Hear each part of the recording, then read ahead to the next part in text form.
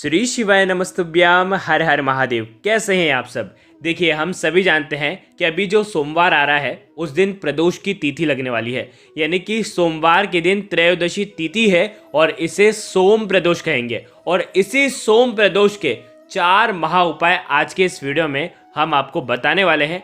धार्मिक दृष्टिकोण से सोमवार की जो प्रदोष रहती है वो सबसे ज़्यादा खास और सबसे ज़्यादा महत्वपूर्ण होती है।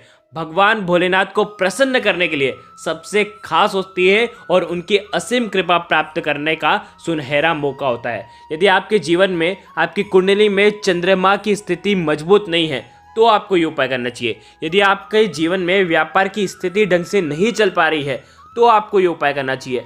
आपके जीवन की समस्त बाधाओं को, कष्टों को दूर करने के लिए आज का ये सुंदर सा उपाय आपको करना है। यदि आपके जीवन में सुख, समृद्धि, ऐश्वर्य चाहिए, यदि आपको किसी भी प्रकार का रोग है उसे दूर करना है, यदि आप किसी भी कामना के लिए कई दिनों से प्रयत्न कर रहे हैं तो आपको ये सुंदर सा उपाय आपको सोमवार की प्रदोष के दिन करना है। बहुत ही आसान से उपाय हैं।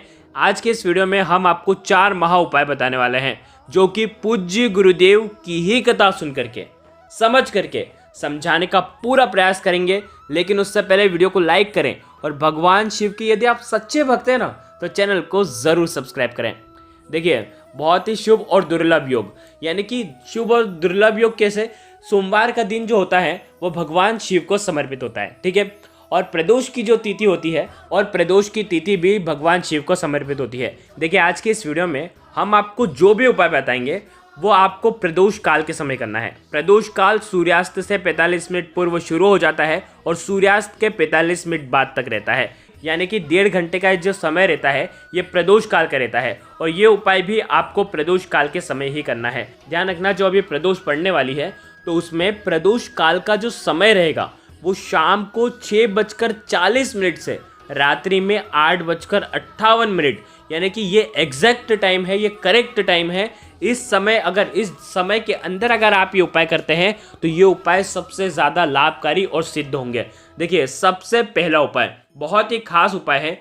आपके जीवन में किसी भी प्रकार की मनोकामना को परिपूर्ण करना है।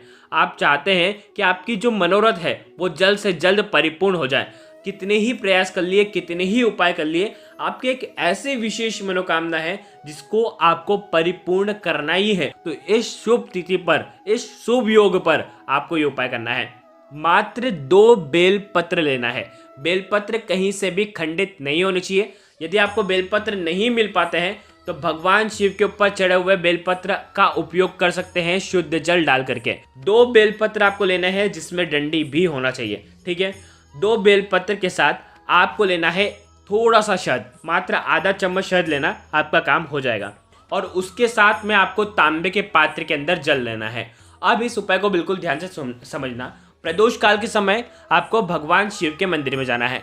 आखिर प्रदोष की तिथि पर प्रदोष काल के समय भगवान शिव के मंदिर में क्यों जाना चाहिए? भगवान शिव साक्षात शिवलिंग में वास करते हैं, इसीलिए प्रदोष काल के समय जाना चाहिए। और प्रदोष काल का समय सर्वोत्तम होता है। आपको एक बिंदी लगानी है शहद की। कहाँ पर लगाएंगे? देखो, ये जो 3 पत्तियों को जोड़ता है, ये जो पॉइंट है बीच का, यानी कि ये 2 पत्ती इधर की, नीचे की 2 पत्ती और ऊपर की 1 पत्ती, इनके पॉइंट के बीच में आपको ये एक बिंदी शहद की आपको लगा देनी है। आ गई आपको बात समझ में? और दूसरे बेलपत्र में आपको ऊपर वाली जो पत्ती है ना उस पर पूरे पर आपको शहद लगाना है। जब आप शहद लगाएंगे तब आपकी मन की मनोरथ आपको बोलना है, जो भी इच्छा है वो आपको बोलना है और उसके बाद आपको शहद लगा देना है। तो पहला बेलपत्र जिसके ऊपर, जो ऊपर वाली पत्ती पर शहद लगाया हुआ है ना, वो वाला बेलपत्र आपको माता अशोक सुंदरी वाले स्थान पर आपको रख देना है। देखो, वीडियो के अंदर बताने का प्रयास क्या है, डंडी का हिस्सा जलाधारी की तरफ होना चाहिए, ठीक है। आपकी जो भी इच्छा है वो आपको बोलना है। अब दूसरा जो बेलपत्र है वो भगवान शिव के शिवलिंग पर आपको अर्पित कर देना है, जो बिंदी वाला था, ठीक है। उसे भी कैसे अर्पित करेंगे? जलाधारी की तरफ डंडे का मुख होना चाहिए। अब आप जो 1 लोटा जल लेकर के आए हैं वो आपको थोड़ा सा माता अशोक सुंदरी वाले स्थान पर जो आपने बेलपत्र अर्पित करा है उस पर थोड़ा सा अर्पित करना, बिल्कुल थोड़ा सा, और बाकी शेष भगवान शिव के शिवलिंग पर आपकी मन की इच्छा बोलते हुए श्री शिवाय नमस्तुभ्यम का जाप करते हुए आपको ये उपाय करना है। ये उपाय प्रदोष तिथि पर प्रदोष काल के समय करेंगे, आपका जीवन धन्य हो जाएगा, आपकी जो भी इच्छा है वो परिपूर्ण हो जाएगी। देखिए, ये हो गया पहला उपाय। दूसरा उपाय भी बहुत खास है, मात्र एक बेलपत्र लेना है, ठीक है। और आपको लेना है पंचामृत। पंचामृत कैसे बनाएंगे? दूध, दही, घी, शक्कर, शहद, इन पांचों को मिला करके आपको पंचामृत तैयार कर लेना है, ठीक है। देखिए, इस उपाय को करने से आपके जीवन से दुर्भाग्य दूर होता है, आपके जीवन में सुख आता है, आपके घर से ग्रह क्लेश दूर हो जाता है, आपके जीवन में संपदा, ऐश्वर्य, कीर्ति की प्राप्ति होती है। तो आपको क्या करना है, बहुत खास ये उपाय है। आपको बेलपत्र जो है वो आपको माता अशोक सुंदरी वाले स्थान पर रखना है और साथ में आपको 1 लोटा जल भी लेना है। क्या करेंगे, ये तीनों चीज़ लेकर के भगवान शिव के मंदिर में जाएंगे प्रदोष काल के समय। क्या करना है, माता अशोक सुंदरी वाला जो स्थान है, माता अशोक सुंदरी वाले स्थान पर आपको एक बेलपत्र रख देना है। बेलपत्र की जो डंडी वाला जो हिस्सा होगा ना, वो भगवान शिव की तरफ होना चाहिए, इसमें उल्टा होगा। आ गई आपको बात समझ में? यानी कि आप ये जो उपाय करेंगे, इस उपाय से आपके घर की कुल देवी भी प्रसन्न होने वाली है, आपके पितृ भी प्रसन्न होने वाले हैं, पितृ भी तृप्त होने वाला है। देखो क्या करना है, साथ में आप जो पंचामृत लेकर के आए हैं कटोरी के अंदर, पंचामृत को आपको जो बेलपत्र आपने माता अशोक सुंदरी वाले स्थान पर रखी है, उसकी जो ऊपर वाली जो पत्ती है, उस पर आपको पंचामृत जो है वो अर्पित करना है, थोड़ा सा अर्पित करना, और बाकी शेष जो है भगवान शिव के शिवलिंग पर आपको अर्पित कर देना है। अब आपको अंत में 1 लोटा जल जो है वो भगवान शिव के ऊपर आपको अर्पित कर देना है। देखिए, ये उपाय इसलिए खास हो जाता है क्योंकि कुल देवी देवता भी प्रसन्न होते हैं, पितृ देवता भी प्रसन्न होते हैं, इसलिए इस उपाय को आप जरूर करिएगा। देखिए, अब तीसरा उपाय ये भी बहुत खास है। यदि आपको किसी भी प्रकार का रोग है, आपके घर में किसी भी व्यक्ति को रोग है, तो ये उपाय भी आपको प्रदोष काल के समय करना है। मात्र 1 बेलपत्र लेना है, ठीक है, साथ में एक तांबे के पात्र के अंदर जल लेना है।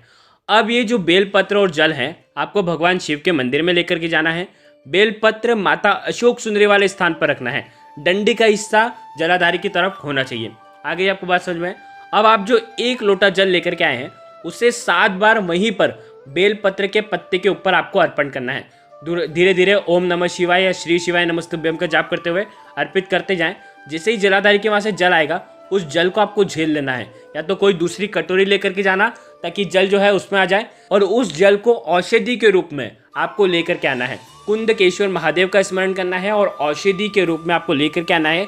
और उस जल का जो आचमन है, जो भी पीड़ित व्यक्ति है उसे करवाना है कुंदकेश्वर महादेव का स्मरण करवाते हुए। जब वो जल अर्पित करेंगे कुंदकेश्वर महादेव का स्मरण करते हुए, तो वो जल उन्हें 3 बार में पूरा समाप्त करना है। या तो थोड़ा सा जल ले लें और थोड़े से जल को थोड़ा थोड़ा करके 3 घुट में उन्हें उतारना है, कुंदकेश्वर महादेव का स्मरण करते हुए।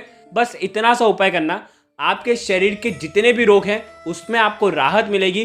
कुंदकेश्वर महादेव की कृपा से आपके जीवन के जो भी रोग हैं वो सब दूर हो जाएंगे। देखिए, अब आखिरी और अंतिम उपाय, यदि आपके जीवन में कई दिनों से परेशानियां चल रही हैं, आपकी जो परेशानियां हैं, उलझनें हैं, वो दिन पे दिन बढ़ती जा रही है, घर में गृह क्लेश होता है, कुछ ना कुछ दुविधा जो है जीवन में आती जाती है, यानी कि आप जो भी काम करते हैं उसमें उलझन हो जाती है, नौकरी ढंग से नहीं चल पा रही है, विवाह के योग नहीं बन रहे हैं, विवाह होते होते रह जाता है, तो आपको आज का ये उपाय करना चाहिए जीवन की उलझने को सुलझाने के लिए। कुछ भी लेकर के नहीं जाना है आपको घर से, आपको भगवान शिव के मंदिर में जाना है और शिवलिंग के जो जलाधारी की तरफ जो आखिरी जो हिस्सा होता है, वहां पर आपके दोनों हाथ, जिन दोनों हाथों में आपके भाग्य की रेखाएं होती हैं, आपकी किस्मत की रेखाएं होती हैं, इन किस्मत की रेखाओं को बदलने के लिए, बहुत ध्यान से समझना, ये उपाय इतना खास है, कुछ भी नहीं ले जाना है, केवल एक ही ऐसा उपाय है जिसमें कुछ भी नहीं लेकर के जाना है।